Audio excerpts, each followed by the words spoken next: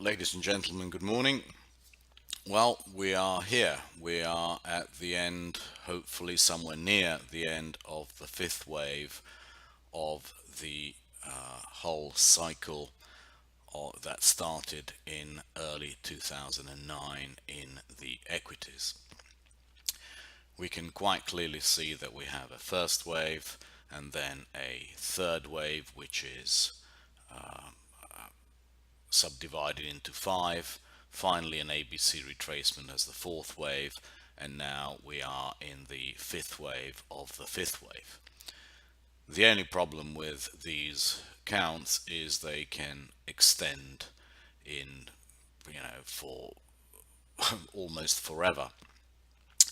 The the market has been in a very well defined channel all the way through since 2009. As you can see, this is a weekly chart. In times like this, it really pays to look at weekly time frames as opposed to daily time frames, and we can see that the top of the channel is actually at 2600 or just above it, and we are now at 2520. So 80 points is less than 4%, about 3.5% from the very top of the channel. What we have to do here is look for evidence of a turn rather than just blindly following the count and saying this is it. Unfortunately, as we shall see in a moment, there is absolutely zero evidence that we are anywhere near a turn from the spreads or from fixed income or from any other indicator that we follow. What that tells us is that probably the market will continue to push higher until we see a reversal sign. We are never comfortable taking positions on the back of simple counts. We need to see evidence. We need to see evidence of a reversal to jump all over it. And at the moment, we are seeing no warning signs even that this is any kind of a top. Therefore, we must use this knowledge as a to forewarn us to be quick if we see a reversal sign, rather than anticipate a, a warning sign. If you have a look at this area here, you will see that the market struggled up very little for something like 5 or 6 weeks, and this is something that we could easily see repeated. We could have another 5 or 6 weeks which take us up to 2600. It is unlikely that the market can do that, but still it is in no way excluded. We have a market which fundamentally is hugely overbought, which is trading at forward PE levels which are consistent historically with large reversals. But we cannot marry the fundamentals and the technicals, because we see absolutely nothing in the spreads warning us that things are about to change, and this is what I will show you next. So let us look at all the spreads that we use to anticipate turns or that warn us of trouble ahead. XLP, XLY, new lows. The market just collapsed over the course of the past 2 weeks. Not because XLY has been doing well, but because XLP has been doing so badly. Still, the XLP XLY price is now below the 200 and the 50-day, and it is below all. It is at all-time lows. It's as simple as that. So nothing here is indicating that we should be fearful of a risk-off move in the short term. This is SPY over IEF. IEF is 7 to 10 years. Still within this wonderful channel. You can see the first wave, the subdivision into 5 waves higher. You can see the fourth wave, and now the last stages of the fifth. But still absolutely no sign of topping. In fact, new all-time highs. This is what absolutely puzzles us. There is no sign of a turn. You can see how in 2007 this turned very early. It turned towards the middle of the year, while the market actually didn't start going down till January of 2008. And you can see how it bottomed early. It bottomed in February of 2009 and gave us the first indicator that the rout in stocks was over. This could be a last hurrah, but it's not evidence. There is zero evidence. SPY over TLT, very close to new highs. SPY TLT actually was even a better indicator of trouble back in 2007. It very clearly led the market and made the turn even earlier in 2007. Now all we are seeing is a market which is struggling with new highs.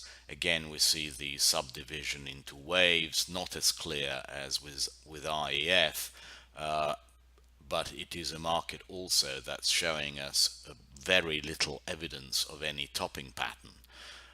It is something that we shall keep on watching, but there is no evidence from or forewarning from SPY TLT. SOX over FXY, which is the yen. This indicates that there is plenty of liquidity in the market.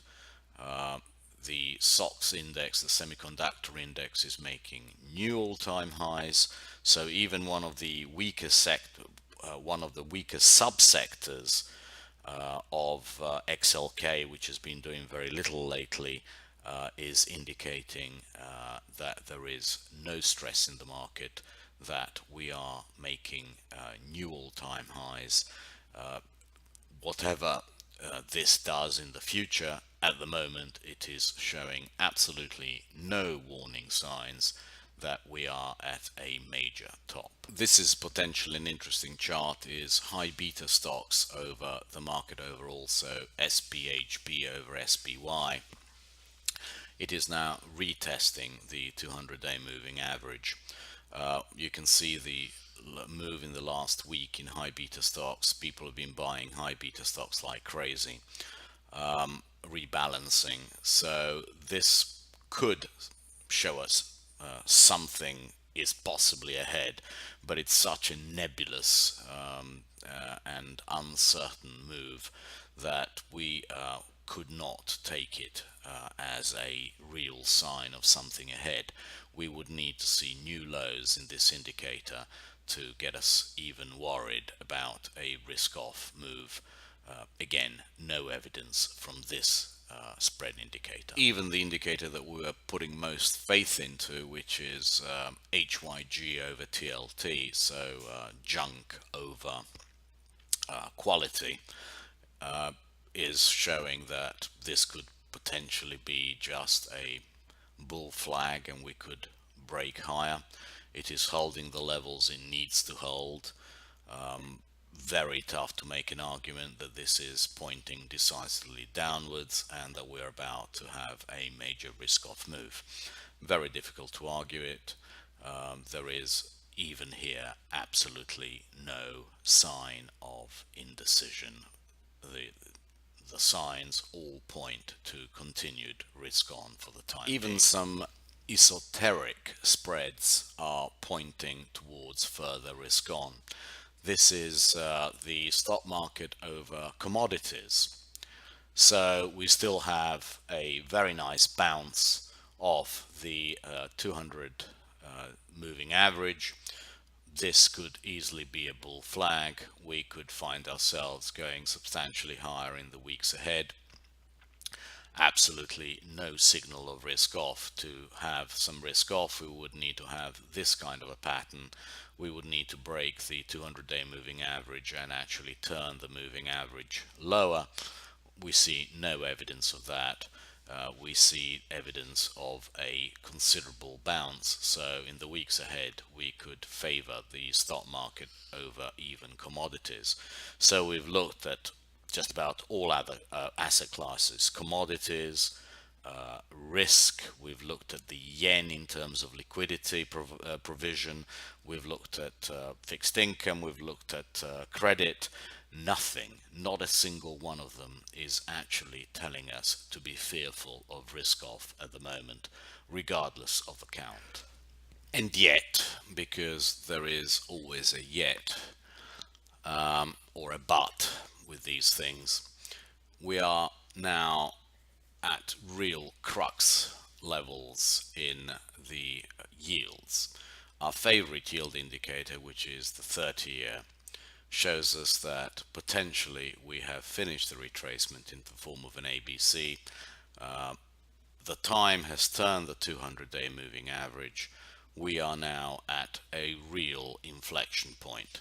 We either continue beyond the 290 level in the 30-year note, in which case we will probably go over 320, and that will be true risk on, or we will now stop here and be ready to turn and make new lows, in which case risk off will come back with a vengeance.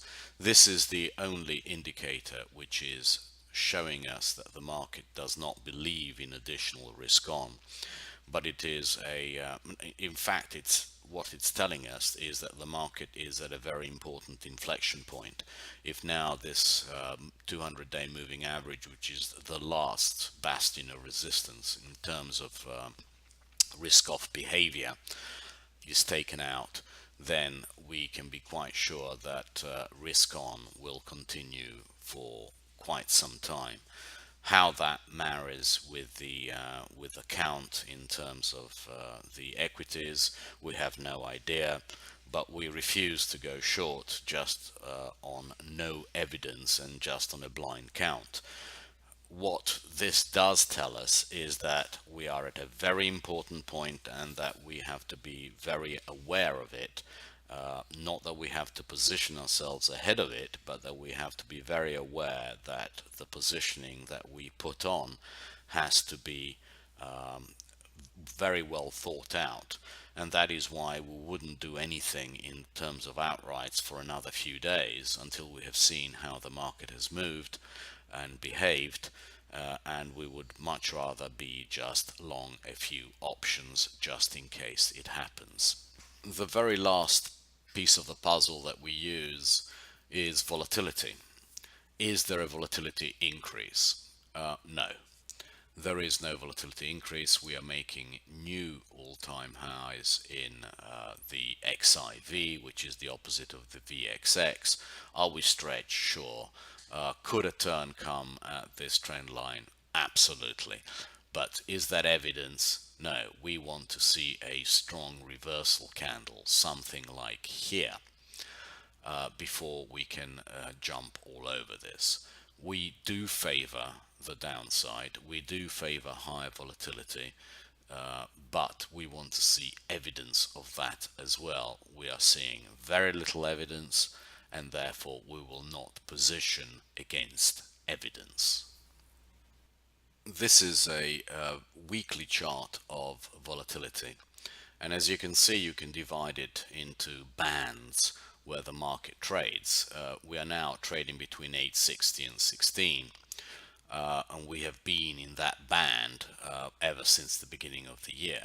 We just have failed to break it at any time on the upside, whatever the market has done.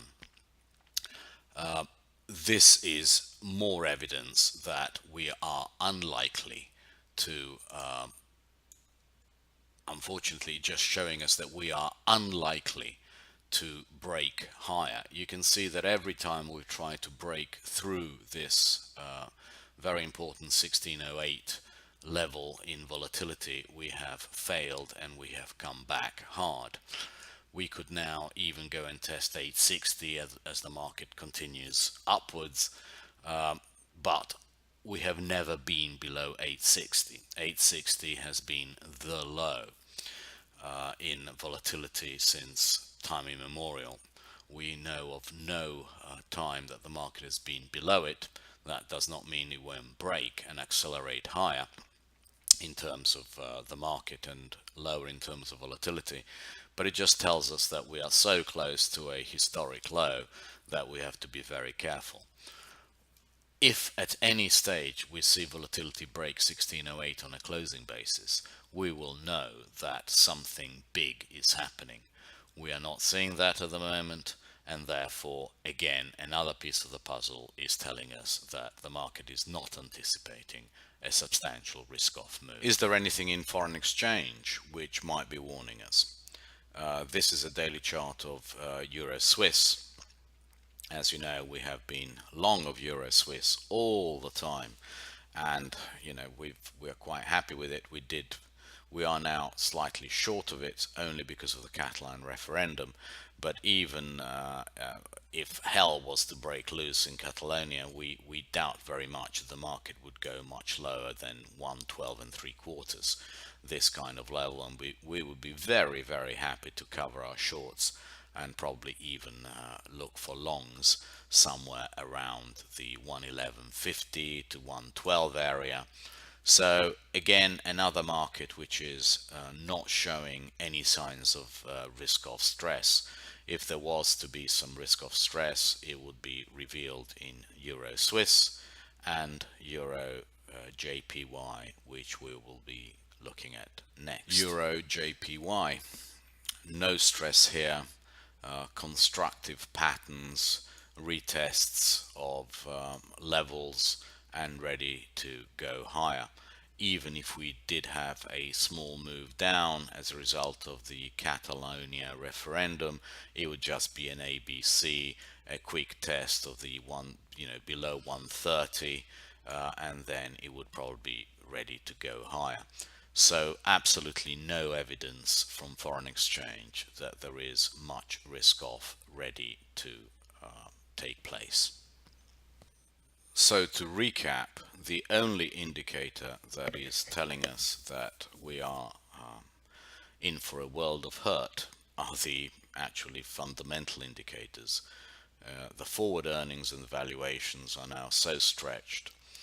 We have actually never been here before in terms of the wider market. We've been here in terms of technology pushing it up, but in terms of wider market we have not been in these valuations ever. So if anybody tells you that we are not at stretched valuations and the valuations have been higher, well, yes, they have only been higher if you look at sectors, but not if you look at the overall composition of the index. This is as high as we have been. In 2000 we were higher because of the technology component of it, but we are way stretched.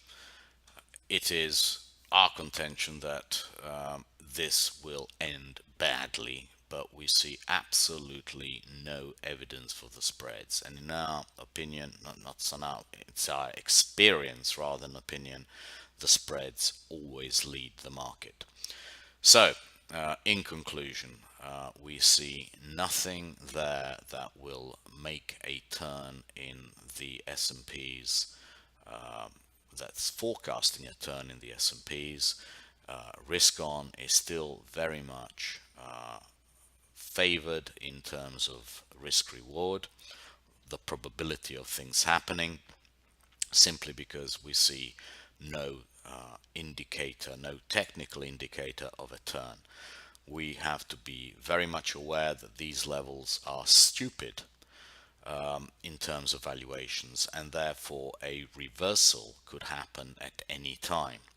And we have to be very aware that once the reversal happens, the technicals will very rapidly turn with it. So we are at a very precarious point. The market can certainly push higher. What is overbought can become more overbought, but we have to be very careful about staying with positions for too long. Even if we look at the term structure of volatility, this is not a market which is showing any signs of stress. This is a normal yield curve. If you are seeing any kind of stress, you will be seeing a very steep first part and then a flattening off. This is a market which is absolutely not showing any signs of anticipating even a turn in risk on. So take it from me, this is a perfectly normal yield curve in volatility, showing you no stress ahead anticipated by market professionals. So finally, the biases. As you have seen, we think that fixed income is going to be volatile simply because it either now fails and we have much higher yields, or we have much lower yields because there will be a turn in risk. Therefore, we're thinking that straddles are probably excuse me, the best thing to do. In terms of equities, as we've shown you, there is zero evidence. We are at where we think the measured targets are, 25.15 to 25.45, but there should be a measurable increase in volatility. There isn't. There is no evidence in the spreads or anything else that we're at a turn, and therefore we need to see that before we commit to a large position. By the way, this will be the place to put on a large position, but only once it's confirmed and only when you see a signal from the technicals confirming confirming the move back down. NQ, you could quite easily see euphoric action all the way up to 61.50ish before it comes off. Russell, a break back inside would be significant, but but we're not seeing it. VIX is not showing us anything. We still believe in the super cycle out of expensive US stocks into cheaper EM and EU. We think this will be a very large winner over the course of the next 4 to 5 years, and by very large we think 20+%. European equities still better bid than the US equities. We still like them, and the dollar, we still think that if we ever see 95.07, we will take a very large stab to the downside. We still love this butterfly. We are going to put it on very soon because the timing we think is coming very quickly. Long XLK, short SPY, long EM. So very few changes in our biases. We have to see proof of risk off before we commit large positions to it. Thank you very much indeed, and tweet to you all on Monday.